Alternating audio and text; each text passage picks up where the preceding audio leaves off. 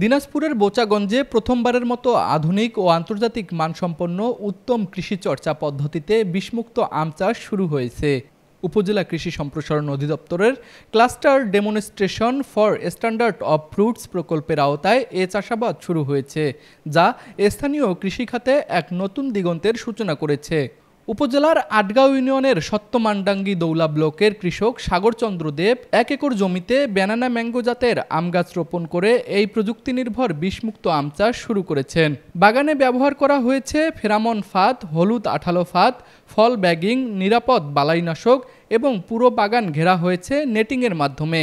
ফলে কীটনাশক ছাড়াই আম উৎপাদন সম্ভব হচ্ছে, যা সম্পূর্ণভাবে নিরাপদ ও রপ্তানিযোগ্য।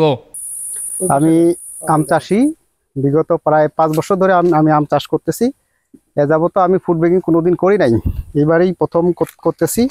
ফুড ব্যাগিংয়ের মাধ্যমে যেটা দেখতে পাচ্ছি যে অনেক খরচ কম, এবং এই ফুড ব্যাগিং সহযোগিতা পাইছি আমাদের কৃষি অফিসার, কৃষি অধিদপ্তর, বোচাগঞ্জ উপজেলা কৃষি অফিস থেকে।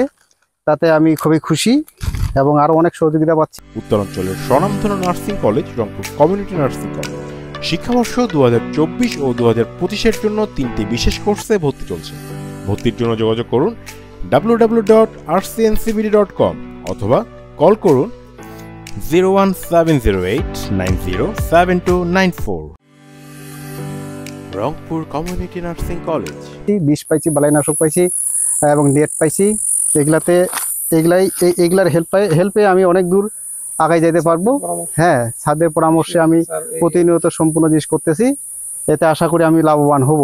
বোচাগঞ্জে আম চাষের মাধ্যমে এই উদ্যোগ উত্তরাঞ্চলেও ছড়িয়ে পড়ছে, যা আগামী দিনে বিষমুক্ত ও নিরাপদ খাদ্য নিশ্চিতে গুরুত্বপূর্ণ ভূমিকা রাখবে বলে জানান উপজেলা কৃষি কর্মকর্তা কৃষিবিদ নয়ন কুমার সাহা।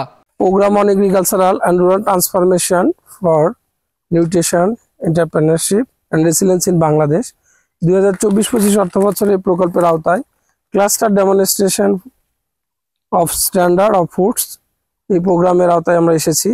আমরা মূলত বাংলাদেশের আপামর জনগোষ্ঠীকে নিরাপদ খাদ্য দেওয়ার উদ্দেশ্যে আমরা গ্যাপ নীতিমালা অনুসরণ করে কিছু ফলের প্রদর্শনী, সবজি প্রদর্শনী বাস্তবায়ন করে যাচ্ছি। এরই আঙ্গিকে আপনারা দেখতে পাচ্ছেন আমরা এখানে ফ্রুট ব্যাগিং করেছি।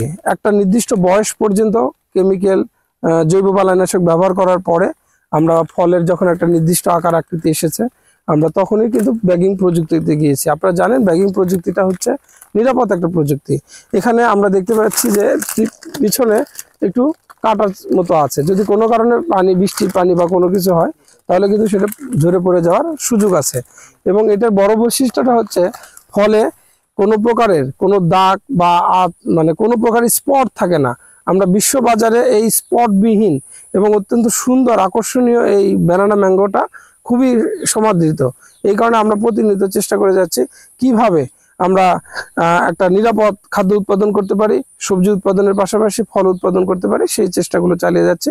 এখানে 3 থেকে 4 জন কৃষক ছিল, যাদেরকে আমরা সমন্বিতভাবে এই বাগান দেওয়ার চেষ্টা করেছি। কখনো কখনো একজনের পক্ষে জায়গা জমি সম্ভব হয় না, সেই ক্ষেত্রে আমরা ক্লাস্টার ডেমনস্ট্রেশন হিসেবে এগুলো দিয়ে থাকি। জুনের শেষ থেকে আমরা এটা বাজারে প্রায় জুলাই, কখনো কখনো আগস্টের ফার্স্ট উইক পর্যন্ত আমরা এইটা হারভেস্ট করতে পারি। এবং এই ব্যানানা ম্যাঙ্গো আমটা অত্যন্ত সুস্বাদু। এটার ওজন প্রায় 500 গ্রাম থেকে 600 গ্রাম বা 700 গ্রাম পর্যন্ত হয়ে থাকে এবং অত্যন্ত সুস্বাদু। এটা TSS অনেক বেশি, মিষ্টতাও বেশি অন্যান্য ফলের থেকে। আশা করছি বাজারে এটার খুব ভালো একটা দাম পাবো বলে বিশ্বাস করছি আমরা। দিনাজপুর প্রতিনিধি আবুল ওয়াহাবের পাঠানো তথ্যচিত্রে তুষার আচার্য, ডেস্ক রিপোর্ট, RCTV।